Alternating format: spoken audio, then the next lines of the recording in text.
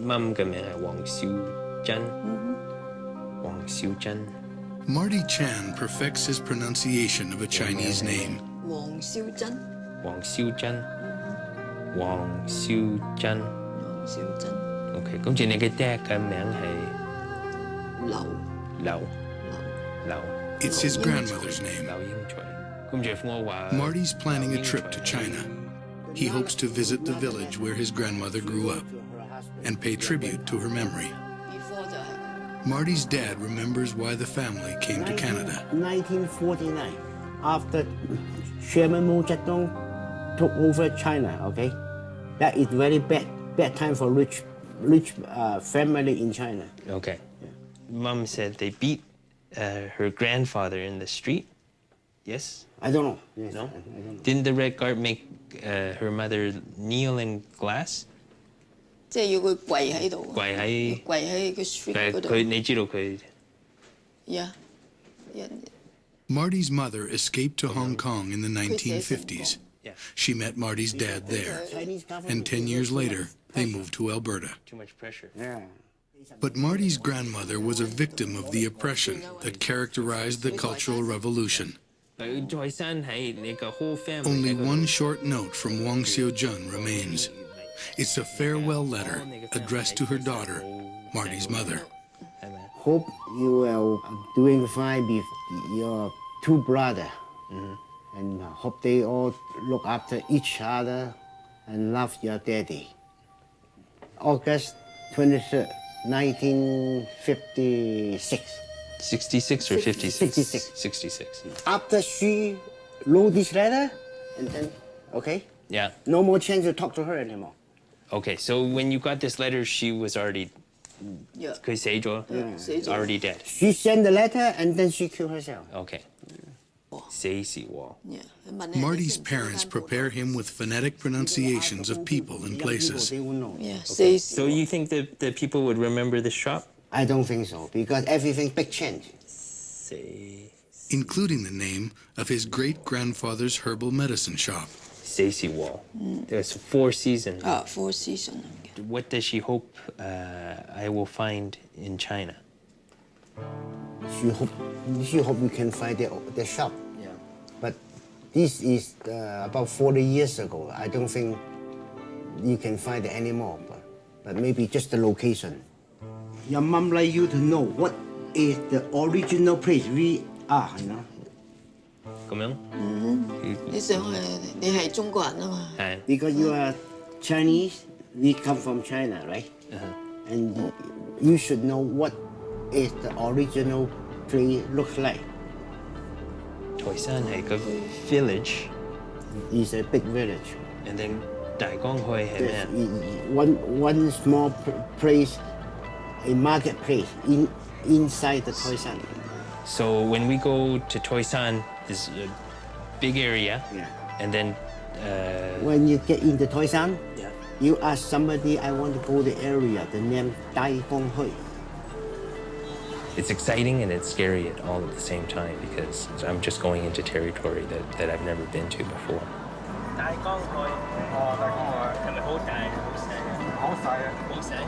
The town...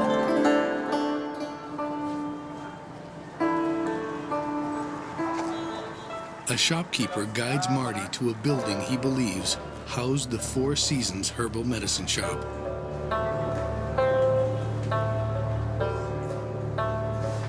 This may be where Marty's mother spent her childhood. This place has been empty since my family left. It could easily be their things.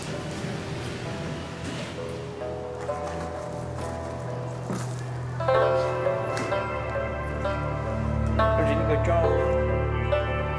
I don't know. Said this contained pills or medicine of some sort, so once again it kind of confirms that this place used to be a herb shop.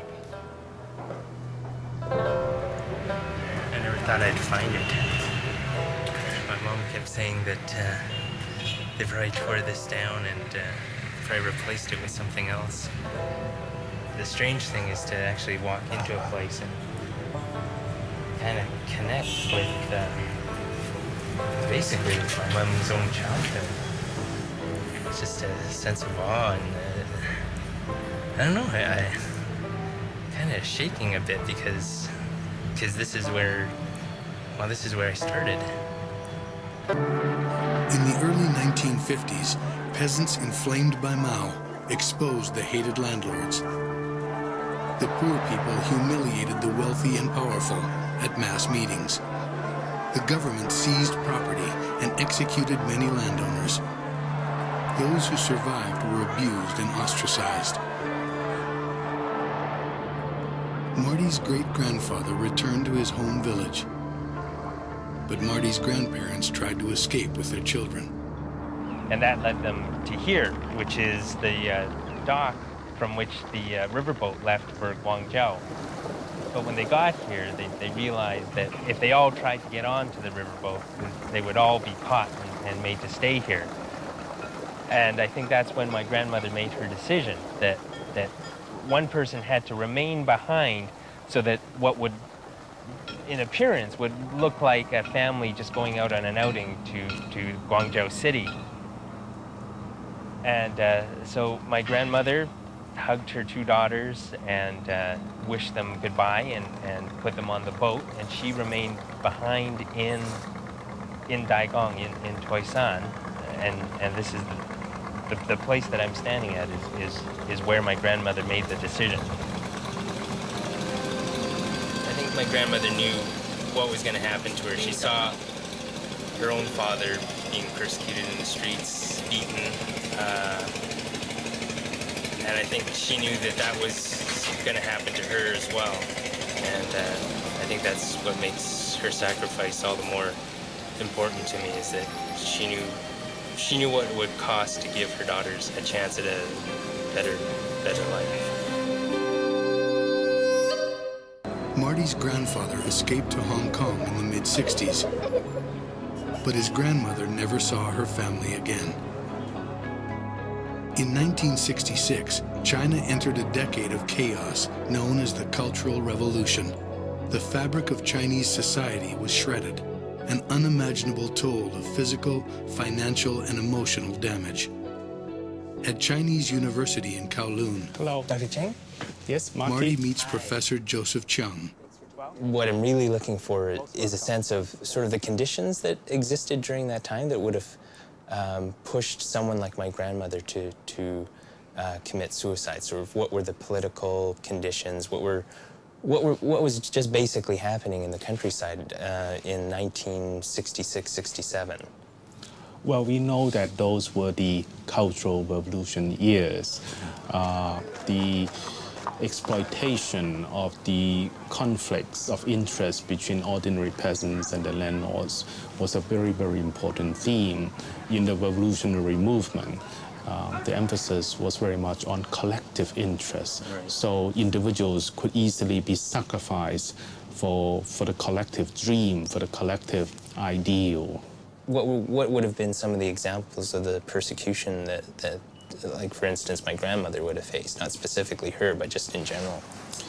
She would probably be summoned to a mass meeting in which some representatives from poor peasants would come out and criticize her and condemn her and her family for all their freezing exploitation of the poor peasants, and she might suffer all forms of humiliation, ranging from being spat on, sometimes being physically abused, and it would be tremendous psychological suffering. And under such circumstances, the idea of suicide might easily come up. When Marty's great-grandfather lost his shop in Toisan, he came here, a village called Sui Xiong Gong. The villagers remember Marty's great-grandfather and Marty's grandmother. He came from this village to begin with, moved to Daigong, and then moved back. Yeah, moved back. Great-grandfather's house. The house is still. The house is still here. Okay, oh, we can find the house? Cast out by the political system, Marty's relatives sought refuge here. What does this say? That is happiness. Happiness. And this is my great-grandfather's Great-grandfather's house. house. No people have been lived here for a long time. Oh, wow. So this is where she died. Does he know how she died? China just was not very stable after liberation, right? Right. Yeah, so there are a lot of, maybe a lot of movement in the government, right? So it's difficult to say maybe it's about because they say, oh, this background is not so, it's not so healthy in Chinese world, right? Okay, maybe it's a land law or something like this. Okay, so now the landlord should go away and then the poor people will stand up. So it's worry about it. Worry about, the government will punish something at that time. So worry about too much. She worried too much, a Chinese euphemism to describe the kind of stress that could lead to suicide. I started this journey not sure what I'd find, and I'd hoped that I would get at least to my grandmother's grave and to actually be here outside the house where she died. It's a little unsettling, I have to be honest. I find it just ironic that there's a symbol or an omen of good luck right on the building where my mother or my grandmother died of, as they put it, worrying too much about something. I just find it ironic. I find it sad. And I find it somewhat frustrating that this is as far as I'm going to get with finding out what happened. Marty may never learn any more about what actually happened here, but the villagers do have some information for him. And they know where it is? Yeah, of course. Is it close to here? Yeah. They know where to find his grandmother's grave. That's my great-grandfather and my great-grandmother? Oh, yeah. He is the father of your great-grandfather. Okay. Okay, thanks. And then this is my grandmother. Yes. Great. I didn't expect to find this. Oh, yeah. My mother said nobody would remember. Oh, really to your surprise. Yeah, it's a big surprise because they said the only thing I would be able to find is a memorial photograph that my grandfather had put up near Hong Kong. And when I was coming here, they said, no, you won't find you won't find the store. You won't find where my grave, my grandmother's grave. So I found this. So You're very delighted. yeah. If it weren't for my grandmother's decision to send her daughters away, I might still be in China. I might not even be here. My mother wouldn't have met my father in Hong Kong. They wouldn't have gone to Canada, and I certainly would have been a different life, or a path that would have been followed. And to stand here facing the grave of my grandmother in the village where she died is just a chance for me to say thank you. I really don't know what else to say, but thank you for my life.